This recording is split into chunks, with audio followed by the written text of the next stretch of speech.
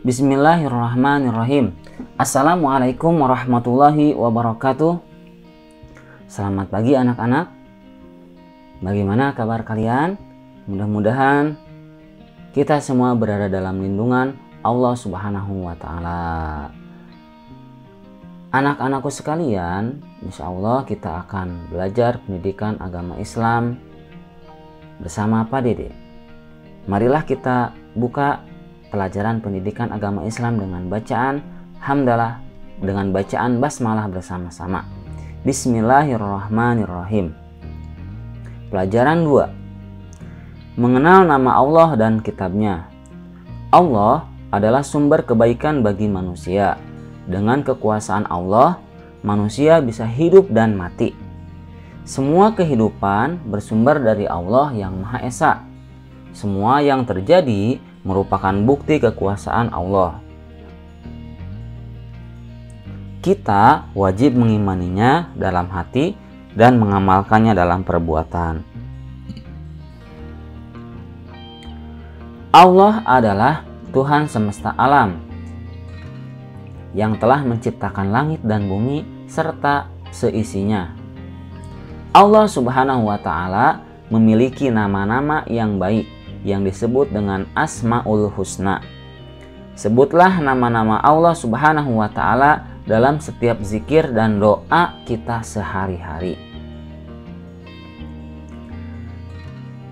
Anak-anakku sekalian, untuk isi materi pertemuan kali ini kita akan mempelajari tentang mengenal Allah Subhanahu wa Ta'ala, mengenal kitab-kitab Allah Subhanahu wa Ta'ala. Kitab Allah membawa ajaran terpuji.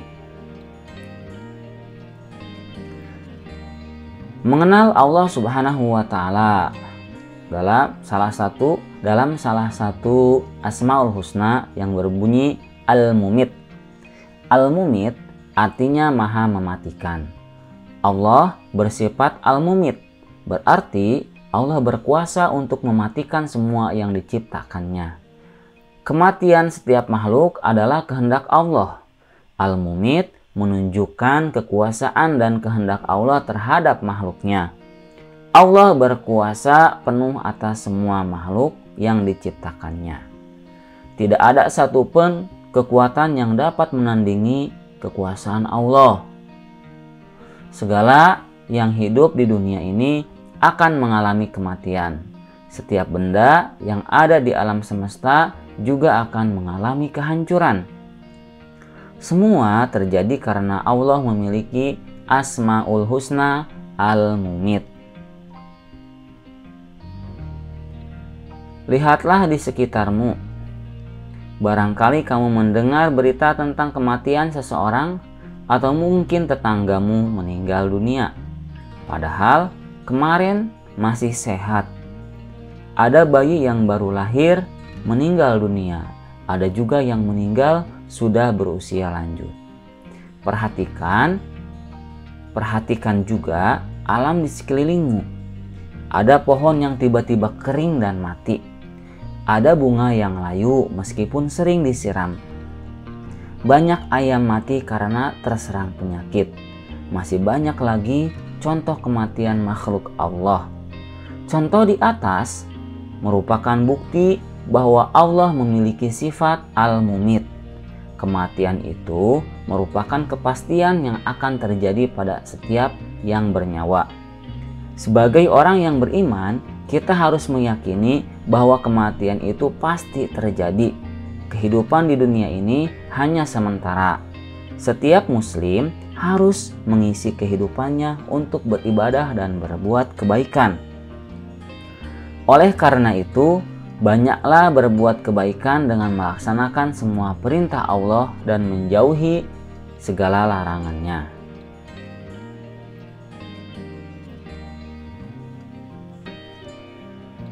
Al-Hayy. Al-Hayy artinya Maha Hidup. Allah memiliki sifat Al-Hayy, berarti Allah Maha Hidup. Kehidupan Allah kekal dan tidak akan pernah berakhir. Hal ini berbeda dengan kehidupan makhluknya yang pasti berakhir. Allah lah yang menghidupkan makhluk di dunia ini. Tidak mungkin kehidupan Allah berakhir karena Allah yang mengurus kehidupan di alam semesta. Perhatikanlah pergantian siang dan malam, atau bagaimana matahari dan bulan bergantian, terbit dan terbenam. Peristiwa itu terjadi setiap hari, tidak pernah berubah, dan selalu terjadi sesuai dengan waktunya. Tidak pernah tertukar peredaran antara matahari dan bulan. Semua berjalan sesuai dengan ketentuan masing-masing. Keteraturan alam semesta adalah bukti bahwa Allah Maha Hidup. Allah adalah mengatur kehidupan bagi semua makhluknya. Semua yang terjadi di dunia ini berada dalam pengawasan Allah. Al-Qayyum. Al-Qayyum artinya berdiri sendiri. Allah bersifat Al-Qayyum, berarti Allah adalah zat yang maha mandiri, tidak bergantung kepada makhluknya. Kemandirian Allah merupakan wujud keagungan dan kekuasaannya. Kehendak Allah dapat terwujud dengan sendirinya, tanpa dipengaruhi oleh makhluk. Allah menciptakan sesuatu sendiri, mengatur sendiri, serta menghidupkan dan mematikan sendiri tanpa campur tangan siapapun. Lihatlah betapa luasnya alam semesta. Ada beberapa planet di galaksi Bima Sakti, termasuk yang kita tempati. Masih ingatkah kamu apa saja planet-planet itu? Bumi kita bukanlah planet yang terbesar, tetapi bagi manusia, bumi sangat luas. Jika ditambah dengan planet-planet yang lain, tidak terhitung lagi luasnya alam semesta ini. Tahukah kamu siapakah yang menciptakannya? Penciptanya hanya satu, yaitu Allah Subhanahu wa Ta'ala. Allah menciptakan alam semesta tanpa bantuan siapapun. Allah menciptakan dengan kekuasaannya yang agung. Tidak mungkin alam ini diciptakan oleh lebih dari satu Tuhan. Keteraturan alam semesta juga menjadi bukti kemandirian Allah. Semua yang ada di dunia berjalan mengikuti aturan Allah. Semua terjadi sesuai dengan kehendak Allah sendiri. Tidak ada satupun makhluk yang dapat mengubah aturan Allah. Al-Ahad. Al-Ahad artinya yang Maha Esa. Allah memiliki Asmaul Husna Al-Ahad.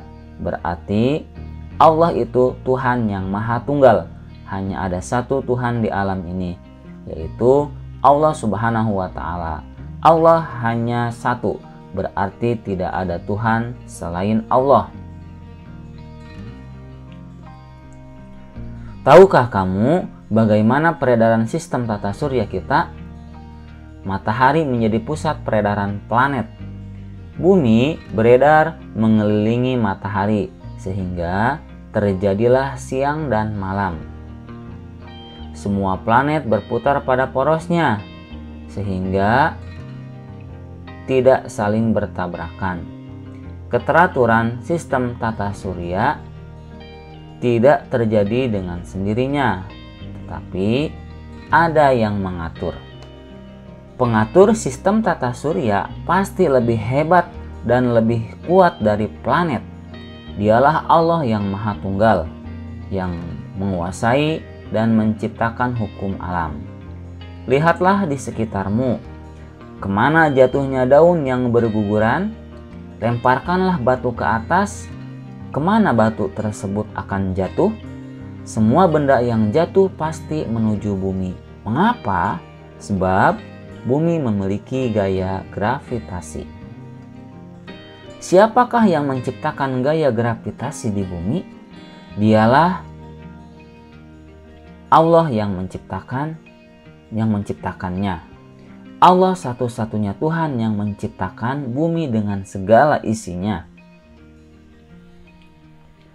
B. Mengenal kitab-kitab Allah. Pengertian kitab Allah. Kitab berasal dari kata bahasa Arab, artinya buku.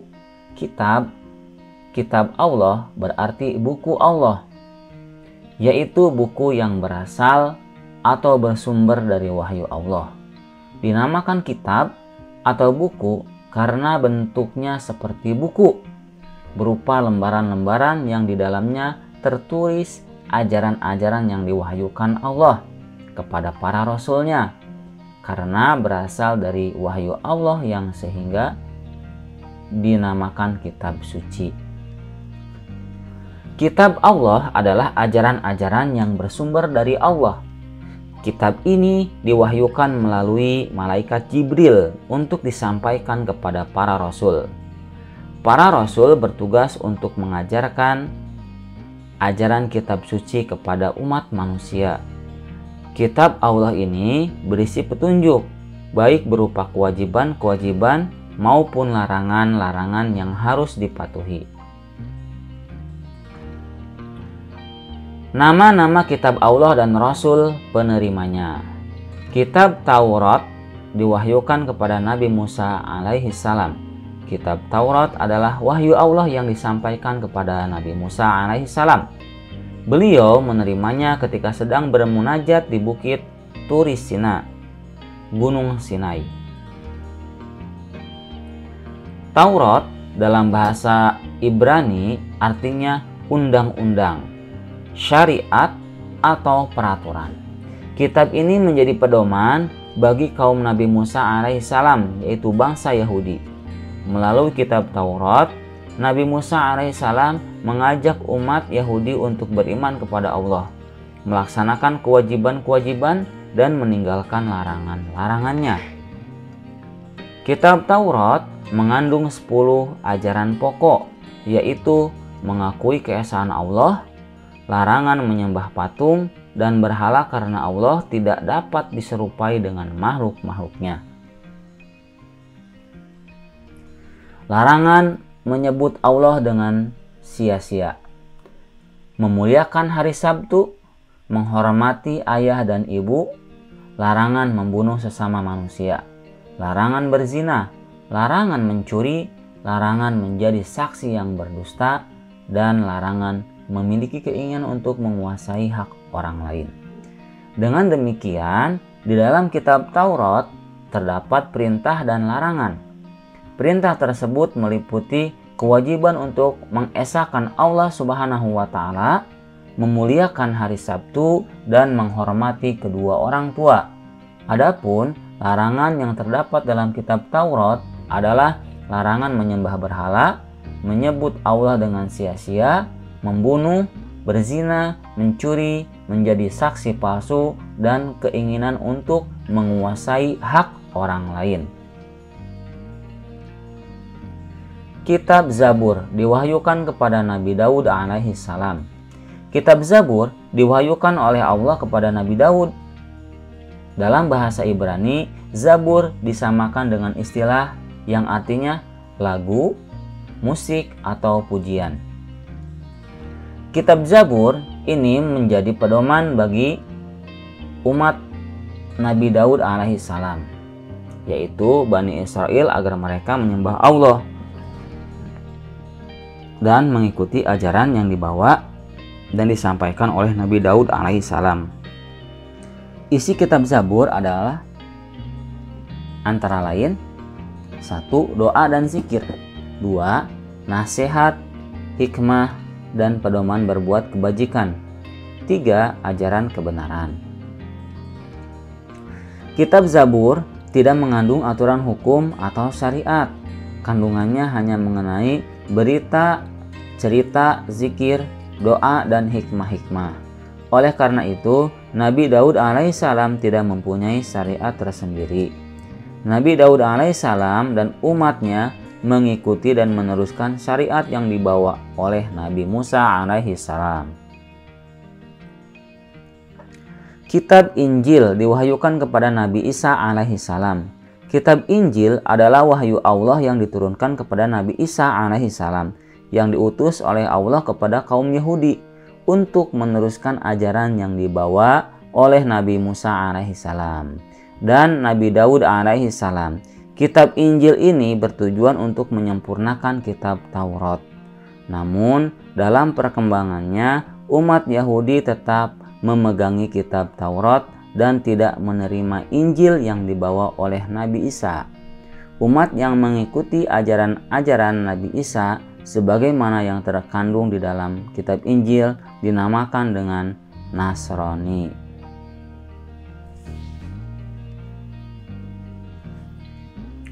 Kitab Al-Quran diwahyukan kepada Nabi Muhammad Sallallahu Alaihi Wasallam. Kitab suci terakhir yang diwahyukan Allah adalah kitab Al-Quran. Kitab ini diwahyukan kepada Nabi yang terakhir, yaitu Nabi Muhammad Sallallahu Alaihi Wasallam. Kitab Al-Quran menjadi pedoman bagi umat Islam. Al-Quran diwahyukan oleh Allah tidak sekaligus, tetapi berangsur-angsur selama 23 tahun. Kandungan pokok kitab suci Al-Quran. Yang pertama, tauhid, yaitu ajaran tentang keimanan akan keesaan Allah Subhanahu wa Ta'ala. Umat Islam harus meyakini bahwa Allah itu hanya satu.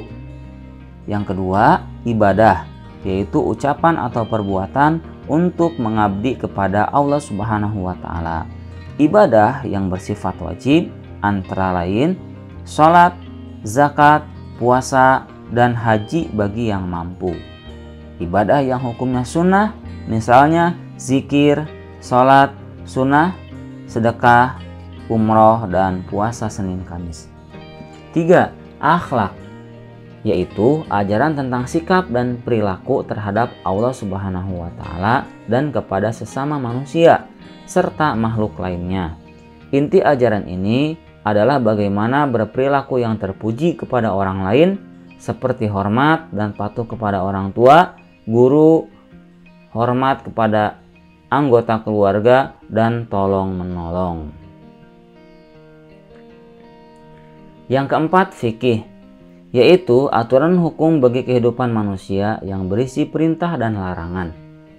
Perintah menunjukkan sesuatu yang harus dikerjakan, seperti sholat, puasa, zakat, dan haji.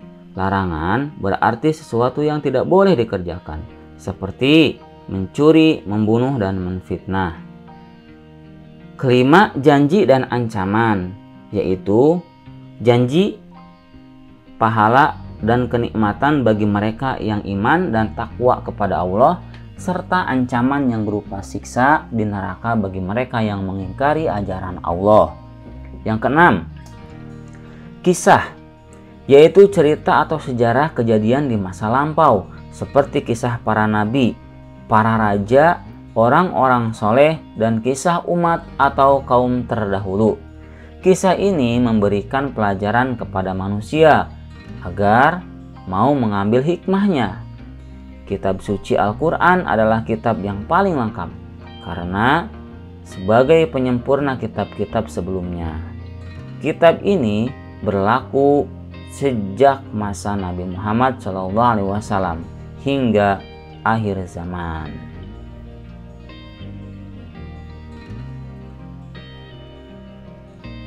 Kitab Allah membawa ajaran terpuji. Perilaku terpuji kepada Allah Subhanahu wa Ta'ala.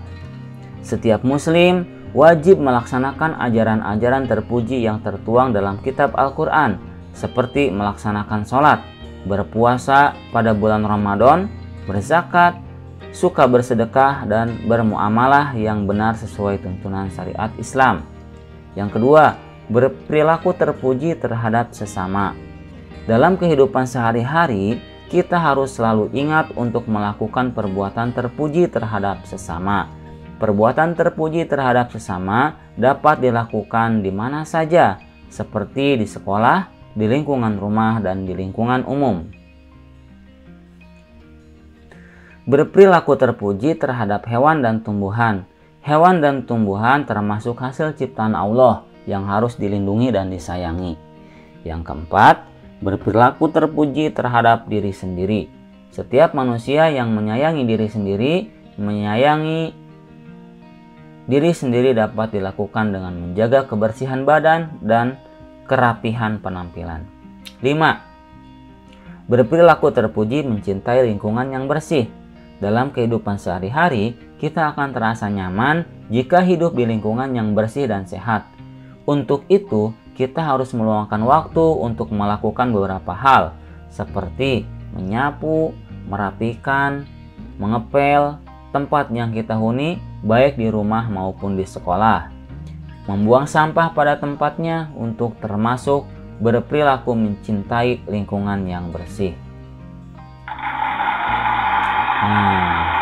Alhamdulillah, hari ini kita sudah belajar pendidikan agama Islam. Mudah-mudahan kita bisa memanfaatkannya, kita bisa mengamalkannya dalam kehidupan sehari-hari. Sekian dari Bapak, kita tutup pelajaran pendidikan agama Islam dengan bacaan hamdalah bersama-sama. Alhamdulillahirabbil alamin. Wassalamualaikum warahmatullahi wabarakatuh.